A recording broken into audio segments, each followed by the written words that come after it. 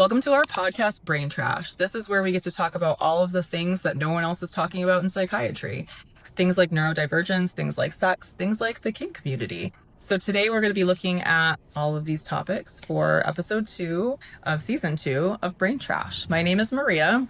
And I'm Tabitha. And we're psychiatric nurse practitioners who are not afraid to talk about all of the dirty details of all the topics you want to know about. So let's dive in.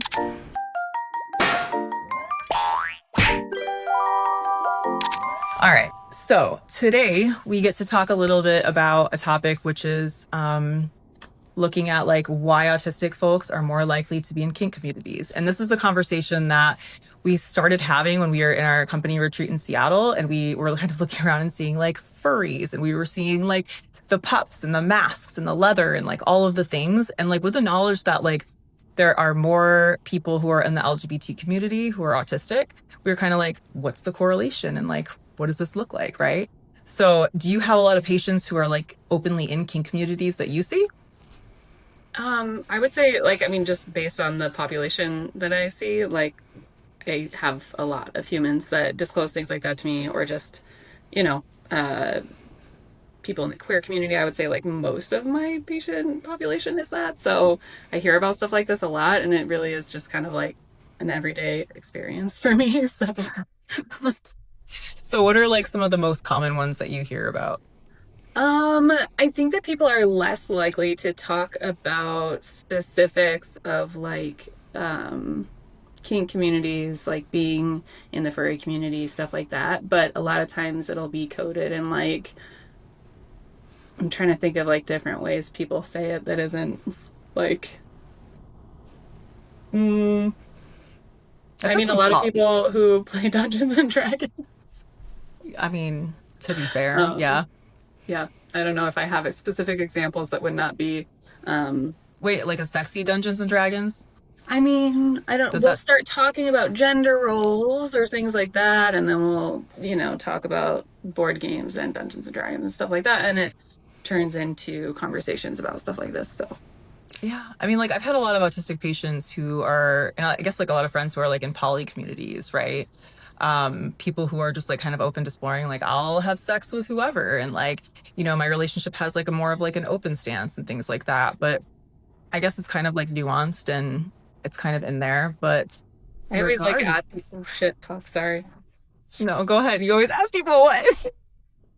I always ask people like at the end of my eval, I'm always like, is there anything that we haven't talked about that has to do with like lifestyle, sexuality, culture, spirituality, that kind of shit that is really important to you that I know about you so that I can better care for you. And a lot of times people will disclose things like that there. So interesting.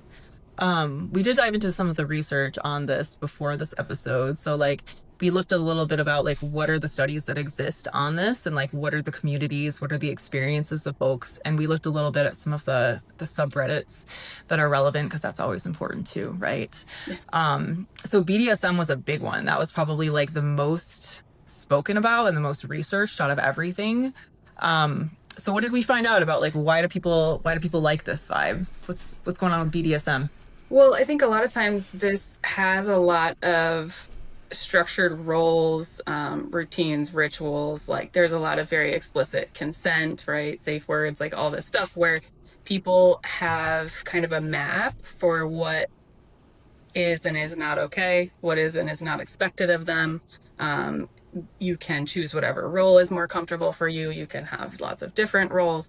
And so there's a script essentially, right? Like I think for autistic people, like that is, you tell me what I need to do, what I need to say, all of that is like in any social setting, I'm going to feel a lot more confident about that, Yeah. And like, it's kind of one of those things where you get to talk about the things in advance and you consent in advance. And you have like, we were talking about this kind of like almost a menu, right? Where you have like the menu items of like, these are my yes, these are my no.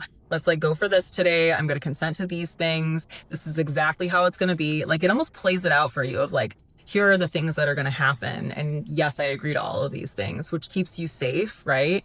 It makes you feel like it's predictable, it's structured. And like a lot of the times it's not verbal, right? So like a lot of these things are more sensory based. So things like ropes or leather or like, I don't know, other types of like textures or things that are a part of like I don't know, like pressure and things like that, depending on like what avenue you're going into, are appealing. And then you add in like the kind of like there aren't as many verbal spontaneous things that you have to say. It might be the fact that you have like duct tape on your mouth, right? Or like you're blindfolded, or there's just like less of like my face is supposed to look a certain way and I need to perform a certain way. That being perceived almost disappears. Yeah, well, and I think that when you're in that space, right, like somebody who doesn't know about these things or who only knows like stigmatized versions of the shit, like they look at that and they think, oh, that sounds really dangerous and risky and, it's super strange or whatever. But when you look at actual research, especially like qualitative research that has quotes from people and truly like digs into what is it about this that is so that draws people in, is more about that it does give them a sense of safety, right? So even though to outside observers who don't understand or haven't educated themselves about it, it feels like it looks dangerous, it feels safer for them because of these things. And so there's like a lot of safe experimentation that can happen, whereas somebody who's neurotypical might just be able to say like, hey, I want to try this new thing, and they like put on an outfit and do it, right? That's not necessarily something that a neurodivergent person is going to be able to do, to be able to navigate and have the confidence to do in a space that isn't already outlined for them in a way that they don't have to like initiate that. I think like sexy cosplay and like dressing up as characters on that note is like a little bit more structured because you are being a certain person versus like I'm going to be the maid, or I'm going to be like whatever the Halloween costume was that you're grabbing off of the shelf at Spencer's back in like the 2000s, right? Like those are a little bit too vague and not defined enough. So like a lot of these spaces in BDSM are already defined. Like you know that you are going to be like the person that is in charge, or you're not in charge, or like maybe there's a switch that's going to happen, right?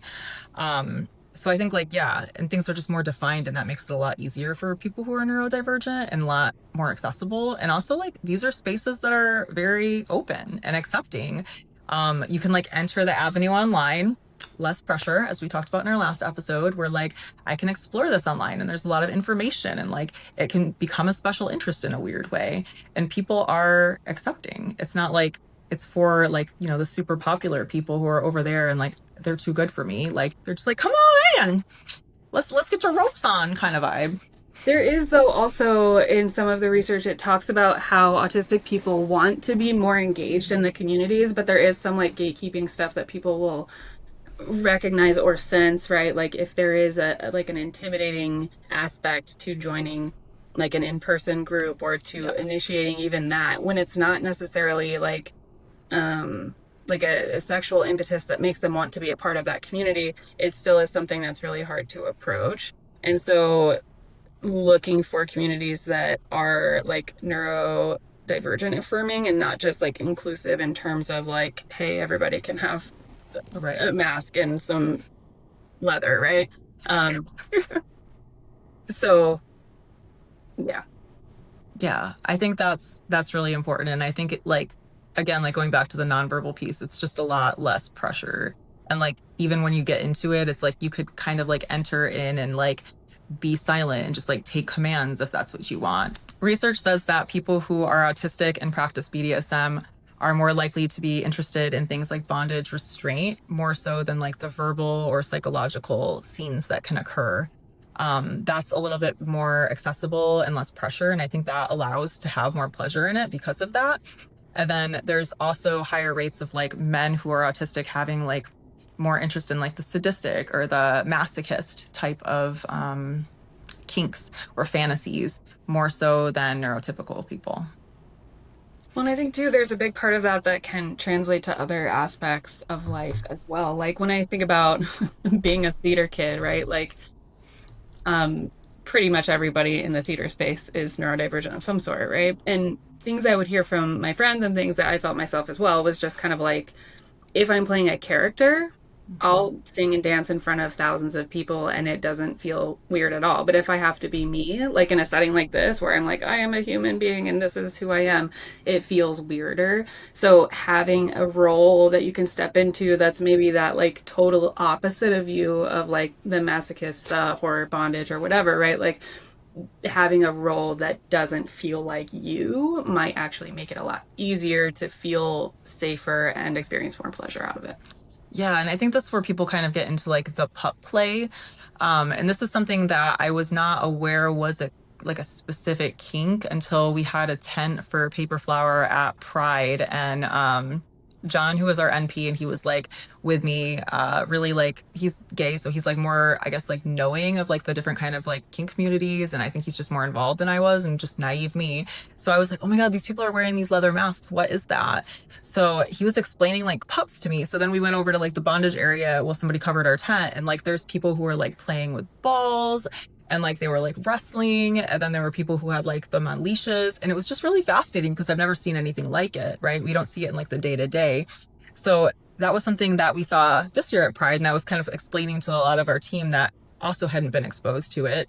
But this is a specific kink that allows people to go into a role that of a puppy, right? That you're not necessarily going to have to be verbal. It's not like pressure to be yourself. You don't have masking. There's like consent involved. There's boundaries. It's like very low pressure.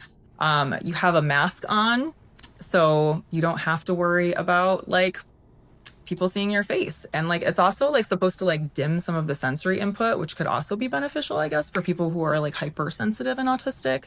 So it could be another kind of thing that draws people in. But I just thought that was really fascinating. But I guess it's a very inclusive community overall.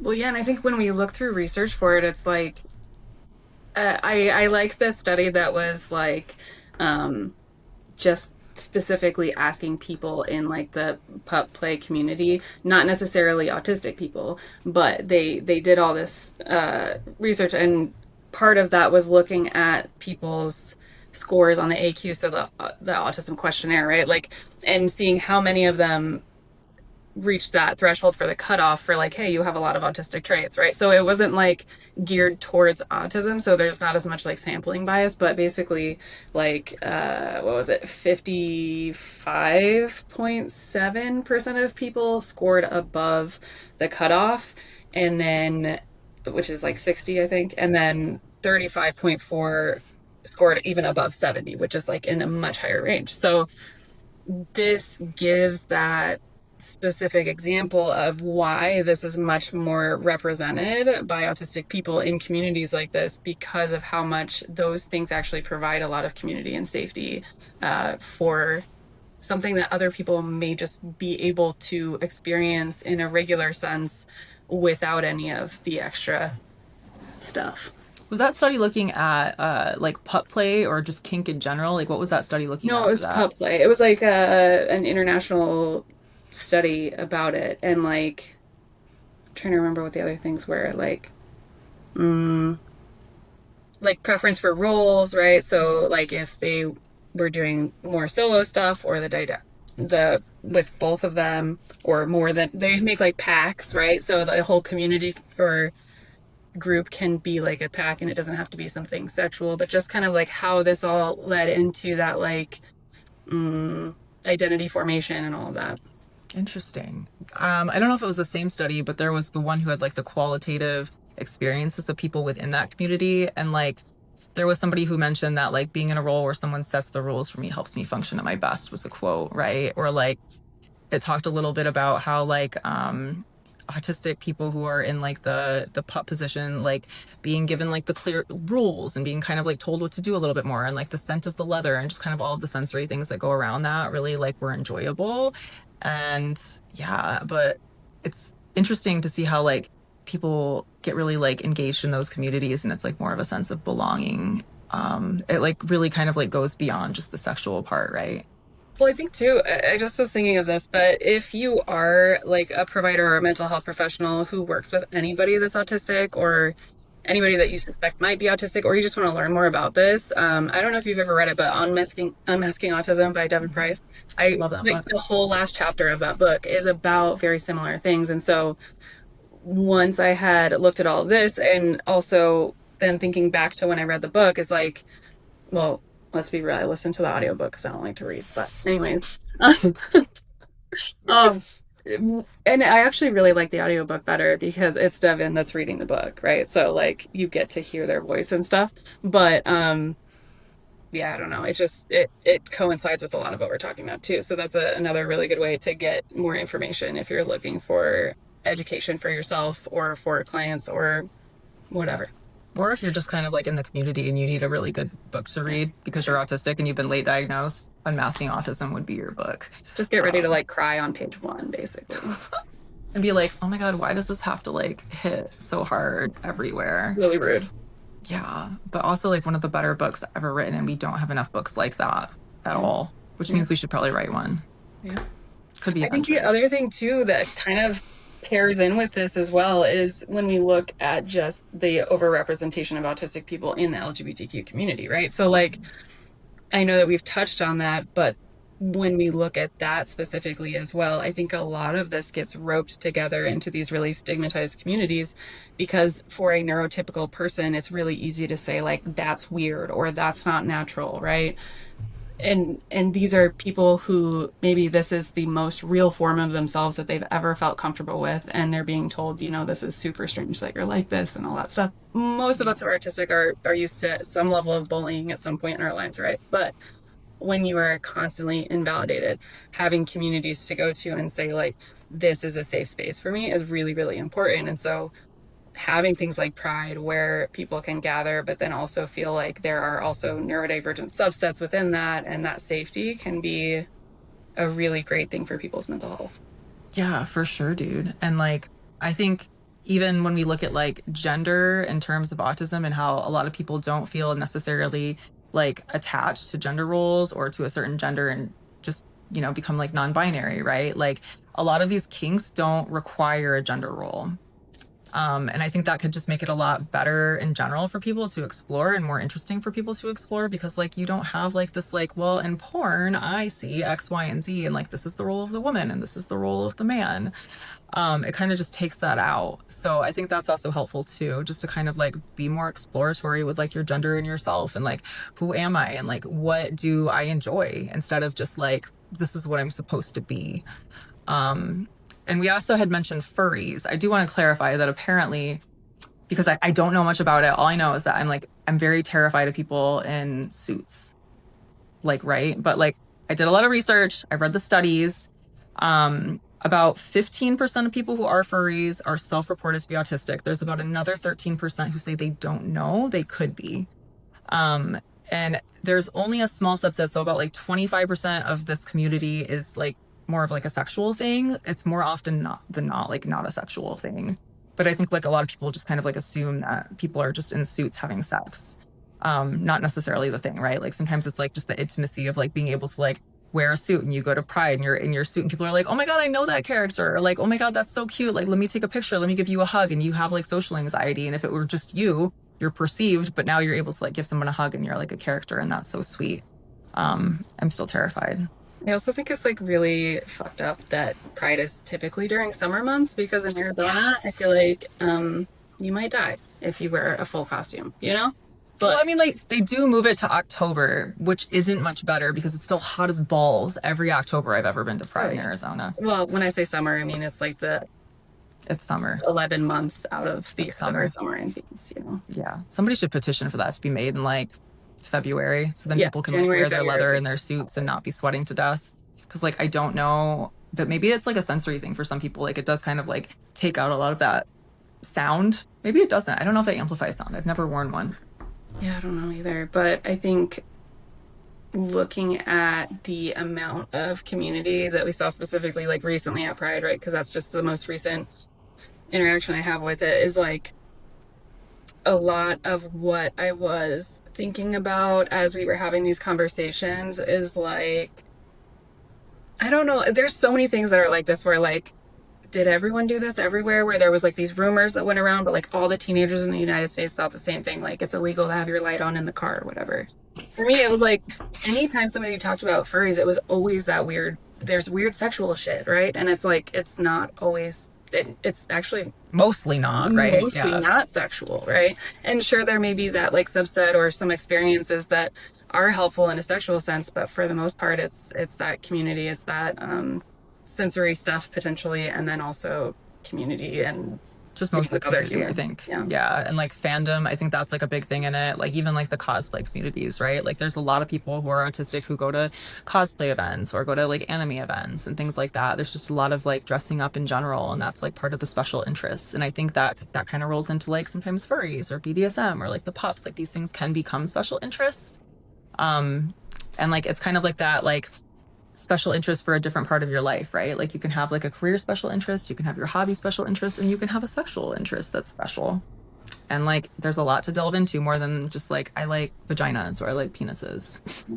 Well, and I don't think that that means that everybody needs to have this, like, hey, this is my thing in terms of sexual kink and all of that. I think it's more so just this whole entire conversation. What it does is it unravels kind of some of those maybe thoughts that neurodivergent humans have had about this stuff, opens up the realm of possibilities so that whatever that is for you, even if it's not anything that's outside of already what you're doing within your home with your partner, right, and feels very vanilla or whatever, it still gives you more language and more things to consider as you experience any type of intimacy, really, you know? Yeah, yeah. There was one study I looked at that talked a little bit about how autistic individuals are more likely to have like, um, what is it, like special objects that they are interested in, or more likely to have like a paraphilia. Is that like a Um, paraphilia, right? Or like that. Not necessarily like obsessive about it to the point of DSM paraphilia, of like, I have a disorder. That's more of like a psychopath. We could do another episode of that, and I have a lot to talk about on that. Oh my God, I would love that. But just more so if it's like I think autistic people are just more likely to feel like objects have emotions sometimes. We're more likely to feel empathy for like stuffed bears or like, oh my God, that stuffed animal got left behind. And I think sometimes that can translate into a sexual thing. So that could be part of like a more likely than like a neurotypical person to have a fetish. I almost want to go rewatch that show on TLC. Did you ever watch it where like there's a guy having sex with a car? oh, yeah. Yeah, for sure. That one. My Strange Addiction, or wait, Yeah, it is was that like what it something is? like that. It was something like that. It wasn't My Strange Addiction, but it was something like that. And it had to do My Strange Sex, maybe. But it was like a lot of people having sex with objects. Well, and there's also like people who like to pretend that they're babies and things like that, right? Well, there are people who like to pretend to be babies, and that is the thing. And like there are also like a lot of like restrictions in society for autistic people that like this is childish. You cannot be into this, or like this would be considered pedophilia if you do that. And I think like in a lot of these kink communities, it like opens the door where people can explore things that are stereotypically like childish in a safe place. So that's kind of like a cool thing about like looking at this. There are like studies that looked at like a lot of like the different things. So we looked at like power exchange was one, like role play. So that was another one. Voyeurism, like having like a mask on and like showing your parts off to people, or like watching people, cucking, right? Like object fetish, paraphilia, like being into a specific body part. There's a lot of like sensory things. So when it comes to like some of like the sensory things that a neurodivergent person might enjoy more, it could be like wax, it could be ice, it could be like blindfolding or like being deprived of sound, like if that's something that like overstimulates you on the daily. It could be like the deep pressure of having ropes on. It could be like spanking or flogging or like any like stingy impact kind of things that like bring a little bit extra of that input. It depends on like what they're looking for in their nervous system for regulation, hypersensitive, hyposensitive. Like there's so many different parts of that that we're going to explore next week on our episode. But that is something that is another huge component of this too. So I just kind of want to end on a couple of the quotes from some of the qualitative studies that we've read that I thought were really important, just to kind of give some perspective on like why people find such connection in these communities and why they find such like internal pleasure and might be more likely to enjoy sex if they are a part of these. So my brain is constantly running on six threads. Outside of kink or sleep, I don't get to shut it off. So allowing someone else to have that power over you so you don't have to think and don't have to be masking that entire time, huge thing. Whatever happens was going to be enjoyable because it was from a pre-agreed menu of possibilities. That's where we were talking about that. Scripting was not always about following the exact same pattern, but about knowing what was possible. So looking at like consent as structure, looking at like what is going to happen, and I know it's predictable. And then also looking at like the component of trauma processing through communities. Like if you have rape trauma and you want to be interested in BDSM, like having consent in advance and having like that aftercare component is huge. Like that could be game changing for someone who has trauma to like process and explore and like refine themselves and reconnect to their bodies. Because if you've ever been sexually assaulted, you will know that like sex is really fucking hard, and like there's a healing process that goes through that, and that can be years of therapy and years of like not wanting to be touched and all sorts of things. So that is a community that can offer some form of healing too for people who have trauma, because it is very trauma informed and trying to avoid inducing further trauma on people. Yes, I feel like that's definitely the thing that we didn't touch on that I think is super important for sure. That I'm glad you brought it up, because there is a lot of like, right, it might be like, oh, that role switching is really important in these types of communities, right? But if that role switching is switching into something that is traumatizing to you, there has to be ways to either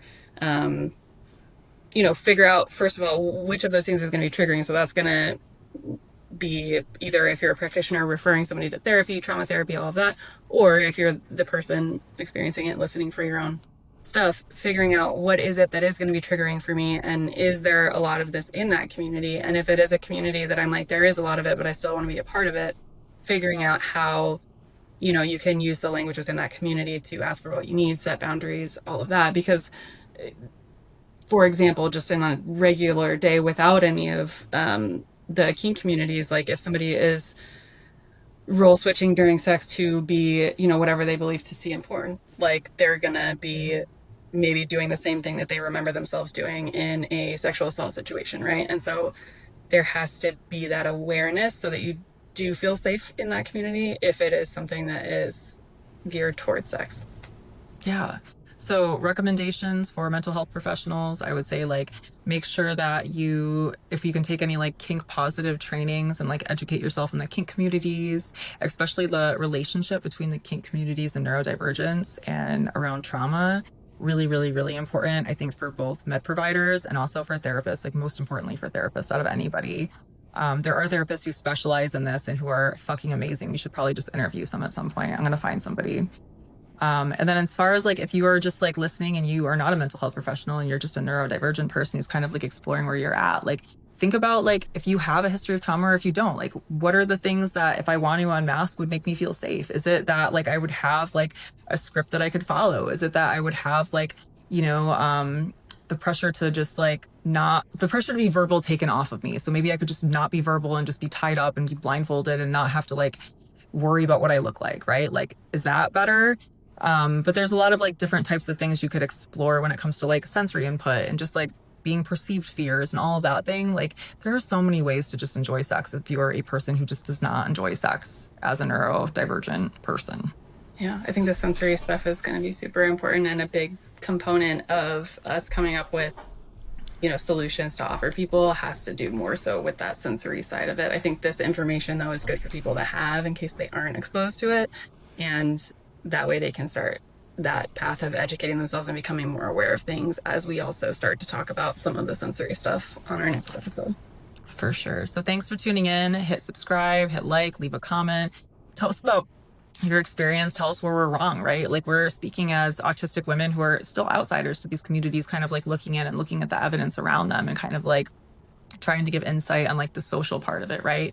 But if you are in these communities and there's things you miss, like please leave us a comment so we can like educate ourselves, because we're here to learn too. So leave a review, leave us a 5-star on Apple Podcasts. That'd be cool. And tune in next week to learn more about sex and sensory. Thanks.